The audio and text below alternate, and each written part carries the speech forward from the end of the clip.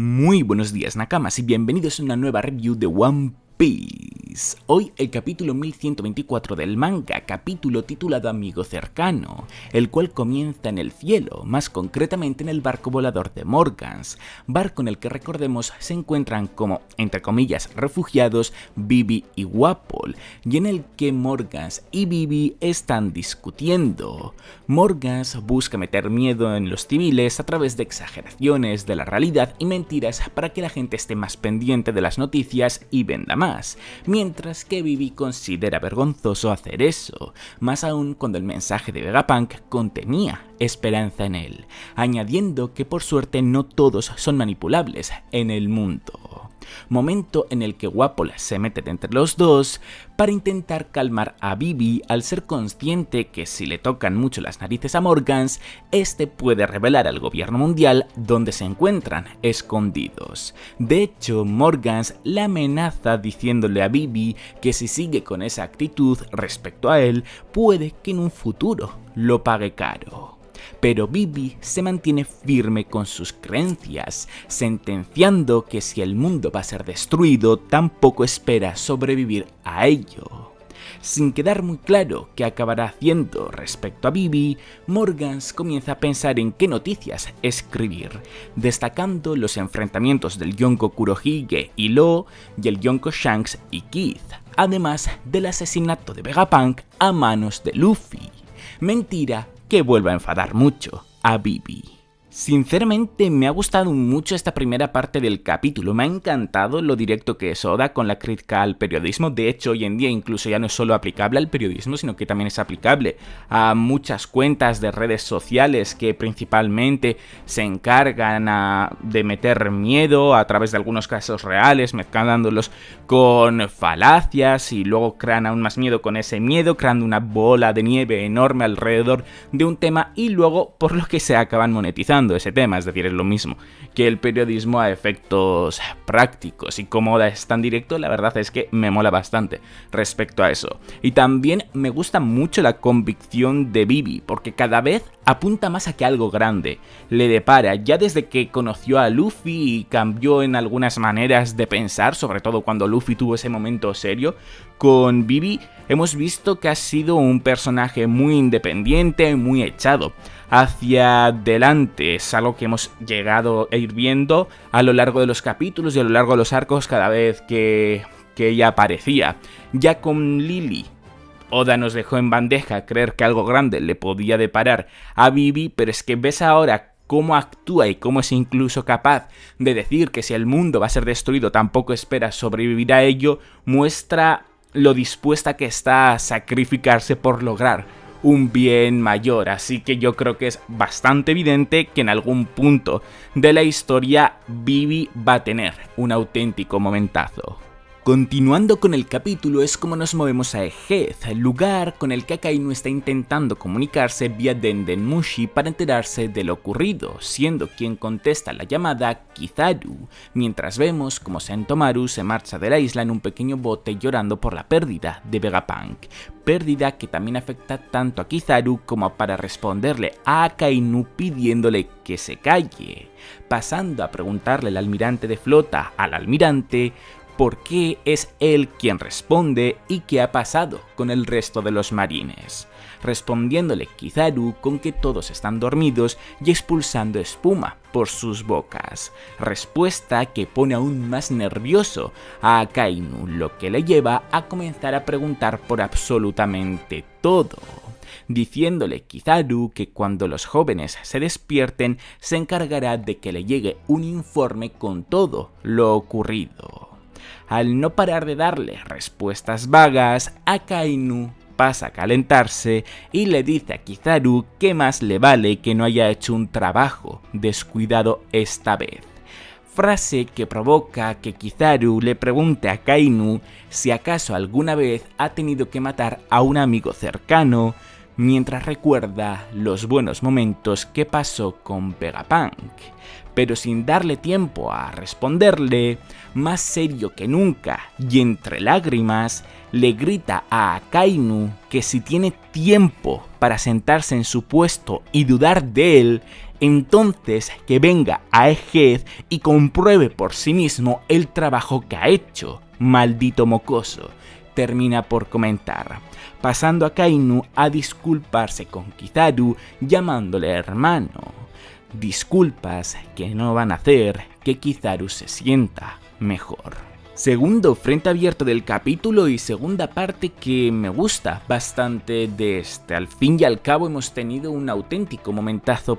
por parte de Kizaru. Por primera vez se ha expresado ya no con seriedad, sino que con sinceridad, llegando a perder el hábito de alargar las palabras, justamente en el momento en el que ha gritado a Kainu. De hecho, creo que antes, cuando responde al Dendenmushi, seguía alargando las palabras, pero ese momento final en el que grita llorando sí que no ha tenido ese hábito de alargar las palabras, y ahí es, creo, la primera vez en toda la serie que hemos visto a Kizaru actuar de esa manera, y está muy bien porque al fin y al cabo gana un poquito de profundidad y hace más interesante al personaje, porque te hace pensar que puede ser más creíble, que por ejemplo en el futuro pueda dudar de su justicia o de lo que ha estado haciendo hasta ahora en la marina o de qué debería de hacer en el futuro. Por lo tanto, bastante bien este aspecto, es como la guinda al pastel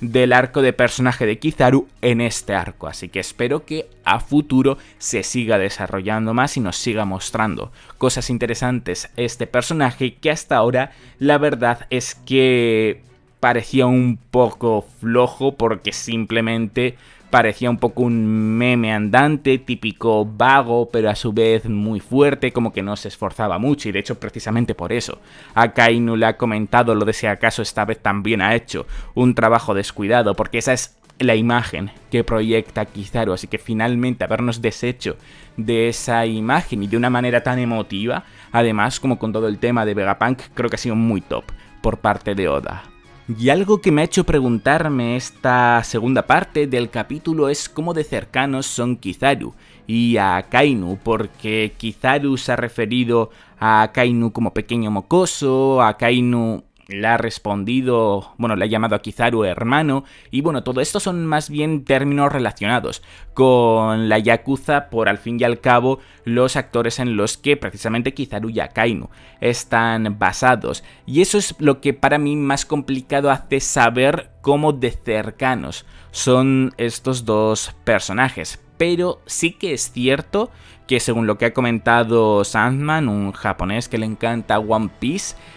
le ha faltado Kizaru más al respeto a Kainu que Fujitora a Kainu cuando se quejó en su día. Es decir,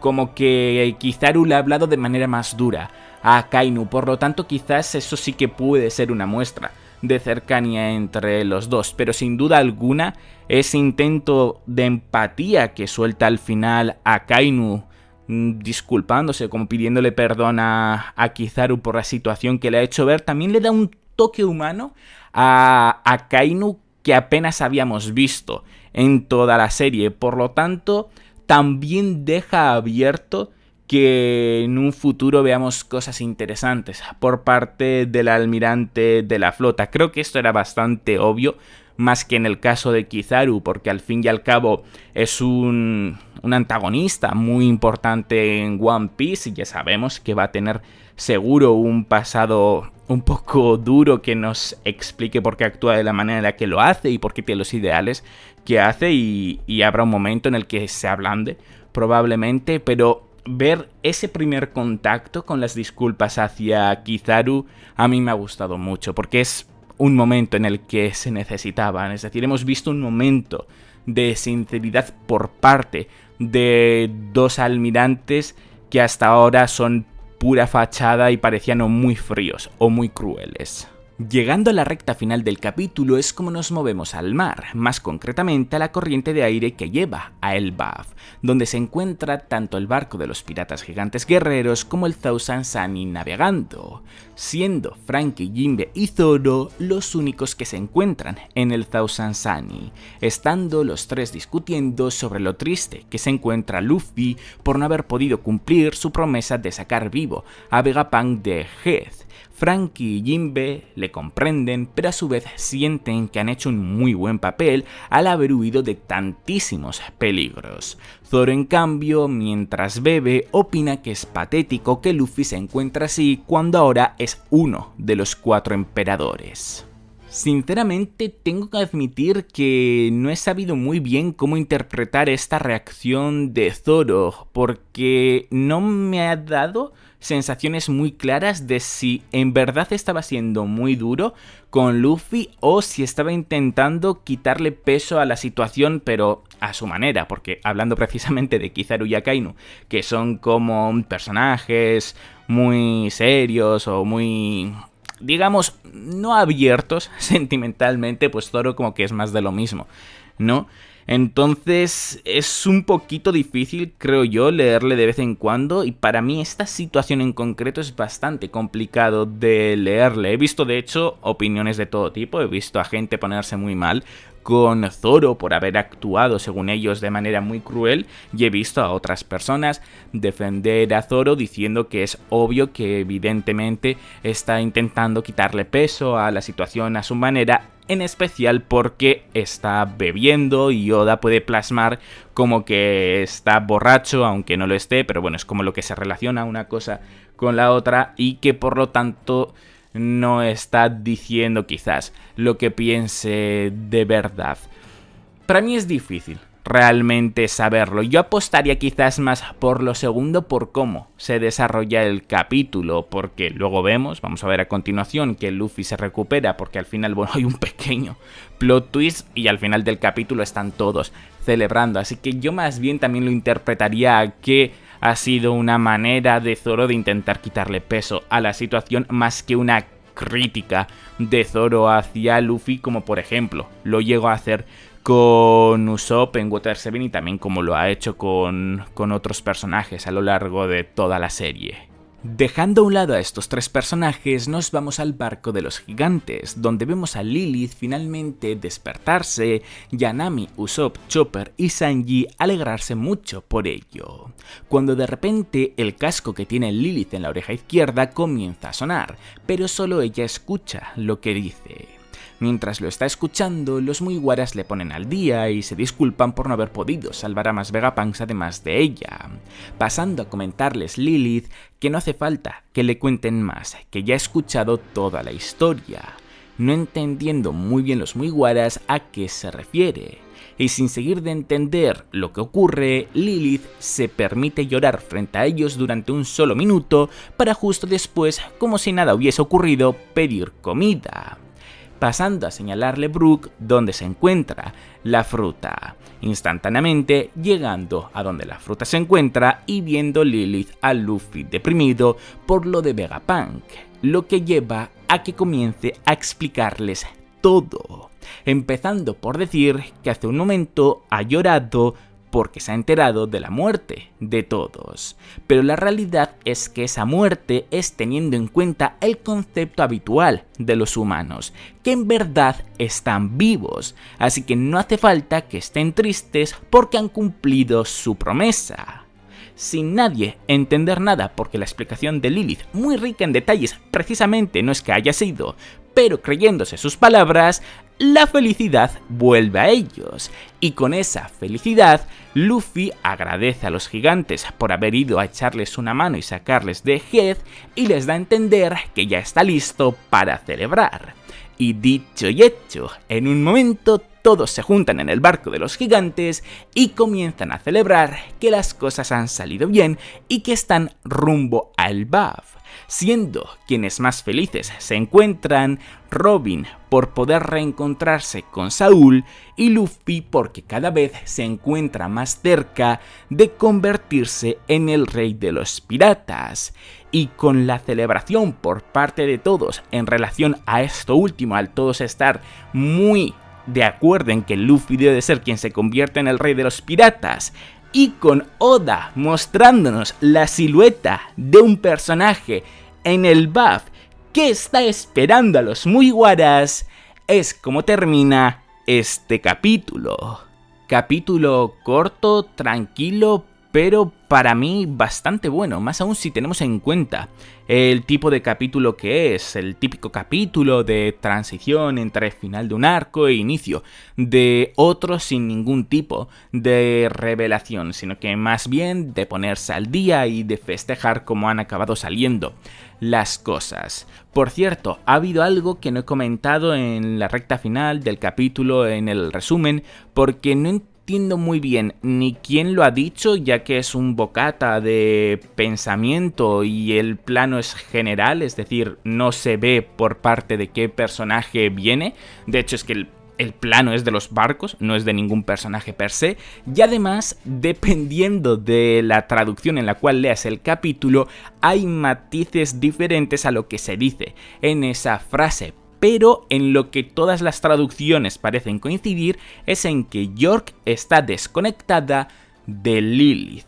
Por lo tanto, no debería de ser consciente de que Lilith se encuentra en buen estado, de que en el fondo todos los punk se encuentran vivos y de que quizás pueda tener acceso a Punk Records, ya que eso tampoco nos ha quedado muy claro cómo es que Lilith ha recibido esa información, si lo ha hecho a través de Punk Records o si lo ha hecho a través de una grabación que le enviaron que se iba a reproducir en el instante en el que ella volviese a recuperar la conciencia. Y por cierto, en cuanto a lo de que no están muertos los Punk, el resto de los Vegapunk, por cómo Oda lo ha expresado, supongo que es lo que ya todos esperábamos, que sí que están muertos con respecto a su cuerpo físico, pero que su mente, al estar conectada a Punk Records y el cerebro gigante de Vegapunk seguir en Egghead en principio intacto,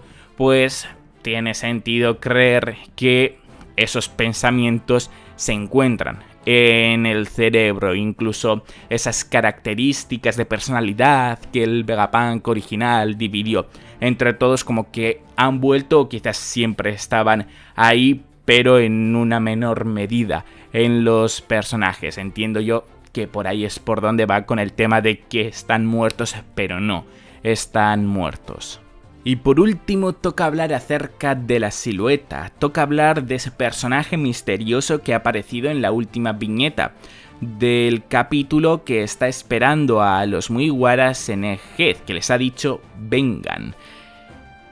Si algo tengo claro con respecto a esta silueta es que es el mismo personaje que apareció bebiendo junto a Crocus en la portada del capítulo 631. ¿Por qué lo creo? Por dos razones. La primera, parece tener el mismo sombrero. Es cierto que en la silueta, por ser una silueta, puede no quedar tan claro, pero a mí es la sensación que me transmite que parte de la silueta es del sombrero. Y además está bebiendo, que es exactamente lo mismo que estaba haciendo en esa portada con Crocus. Sé que puede parecer una idiotez, pero Oda suele conectar las cosas de esta manera en muchas ocasiones. Así que yo creo que tiene muchísimas papeletas de que el personaje que apareció en la portada del capítulo 631 y este personaje acaben siendo el mismo. Y si lo son, manda huevos que habrán tenido que pasar 500 capítulos para finalmente saber quién narices es ese personaje. Aunque bueno, ya muchísimo se ha teorizado al respecto y creo que todos estamos de acuerdo en que lo más posible es que ese personaje sea uno de los más esperados en aparecer en toda la serie. Es Copper Gavan, una de las manos de Roger después de Rayleigh, uno de los personajes por lo tanto más importantes dentro de la banda de los piratas de Roger, un personaje que puede contar muchas cosas o que puede que sirva para entrenar a los Mugiwaras de la misma manera en la que Rayleigh sirvió para entrenar a Luffy. Si es él, desde luego es que el arco del buff pinta aún más interesante de lo que ya pintaba de base y me hace tener unas ganas tremendas de poder plantarnos ahí lo antes posible. Pero bueno, desgraciadamente esta semana no hay capítulo, tendremos que esperar a la siguiente para poder leer el 1125 y afortunadamente espero debería de haber capítulos entre medias de arco y arco con las reacciones del mundo a distintas noticias como las que mencionaba Morgans al principio del capítulo. Y habrá que ver si también nuevas recompensas o alguna sorpresa más que nos muestre Oda que esté ocurriendo en algún lugar del mundo.